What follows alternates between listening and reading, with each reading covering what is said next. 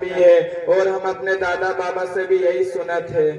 ارے چچا اس کو تو مانتے ہو کہ دنیا میں بہت سے نبی آئے ہیں؟ ہاں آئے ہیں، ہم نے سنا ہے 1,24,000 آئے ہیں۔ ٹھیک اسی طرح ایک نیا نبی آیا ہے، جو نبی بھی آتا ہے وہ بگڑی ہوئی قوم کو سدھارتا ہے۔ ایک نبی چلا جاتا ہے تو وہ قوم بگڑ جاتی ہے، پھر اللہ تعالیٰ کوئی نبی بھیجتا ہے جو لوگوں کو ایمان کو صحیح کرتا ہے۔ اسی طرح محمد صلی اللہ علیہ وسلم کے بعد قوم مسلم میں بگاڑ آ گیا تو پھر سے اللہ نے ایک نبی بھیجا ہے۔ اچھا بتا وہ نبی کہاں جو نیا آیا ہے؟ وہ نبی قادیان میں پیدا ہوئے تھے، ان کا انتقال ہو گیا، اب ان کا دین زندہ ہے۔ ارے بھیا وہ نبی مر گیا تو اس کو مان کے کیا ہوگا؟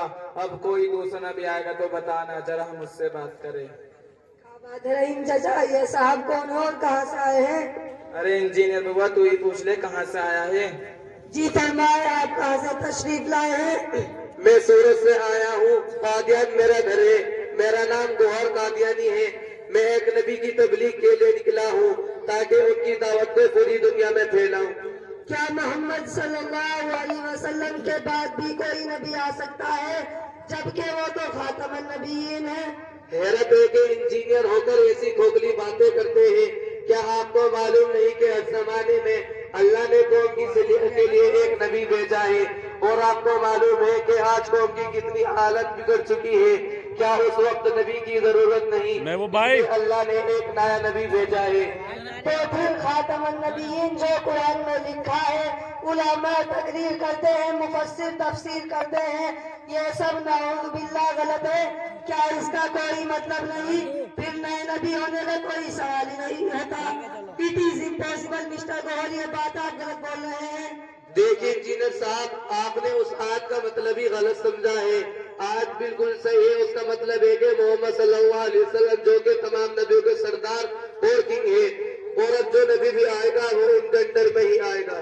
اچھا تو یہ بات ہے، بڑی معقول بات ہے کہ ہمارے نبی سب کے سردار ہیں۔ ایک بات اور سنیں انجینئر صاحب، حضرت عیسیٰ جو آئیں گے وہ انہی کے انڈر میں ہی آئیں گے۔ جی ہاں، اب تو میری بات سمجھ میں آ گئی اور اچھی طرح آ گئی۔ اسی طرح ہندوؤں میں بھی ہوتا ہے۔ ارے وہ زاہد وہ باتوں کو عبادت کرنے والے اور محدث ہیں، اور جو بھی ان کے در پہ آتا ہے دعا لے کر جاتا ہے۔ ہم کو ایسے نبی پر ضرور ایمان لانا چاہیے۔ فی الحال میں آپ کے ہاتھ پر پیش کرتا ہوں، رحیم چچا آپ بھی پیش کر لو۔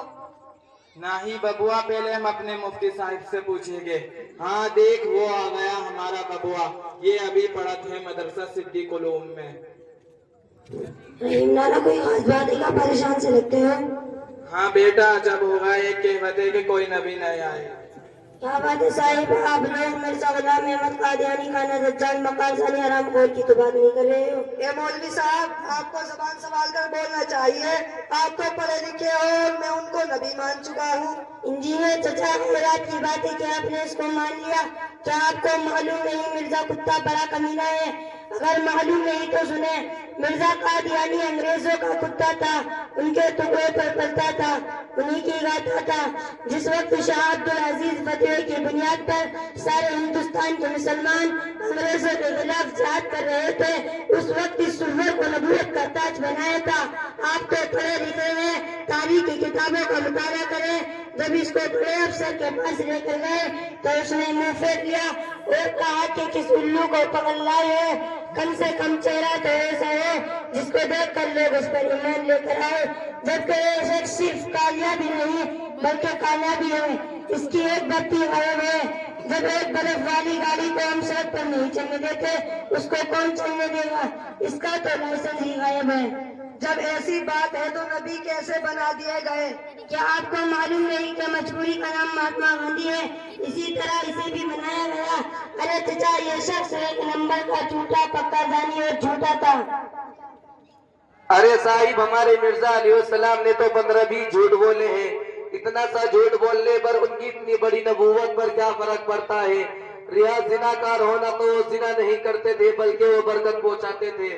آپ کے گھر میں کسی کو برکت ملی ہے کیا نہیں؟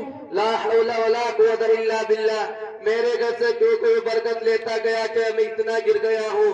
ارے انہوں نے مجھ کو 3 لاکھ روپے اور کلر ٹی وی دی ہے، اس لیے میں ان کی تبلیغ کرتا ہوں، ان پر ایمان بھی رکھتا ہوں۔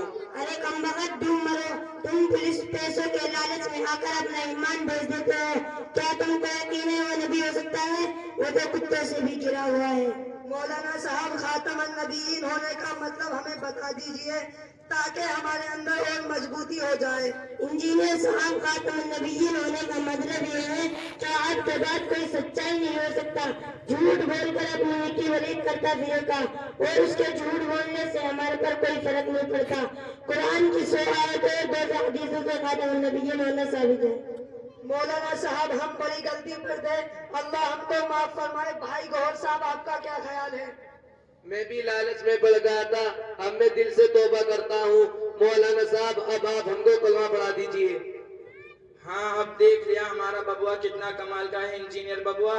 یہ چھوڑا بھی مدرسہ صدیق علوم میں پڑھتا ہے۔ ہم بھی نبی صلی اللہ علیہ وسلم پر ایمان لاتے ہیں۔ پڑھو سب لا الہ الا اللہ، لا الہ الا اللہ محمد رسول اللہ، محمد رسول اللہ۔ ماشاءاللہ۔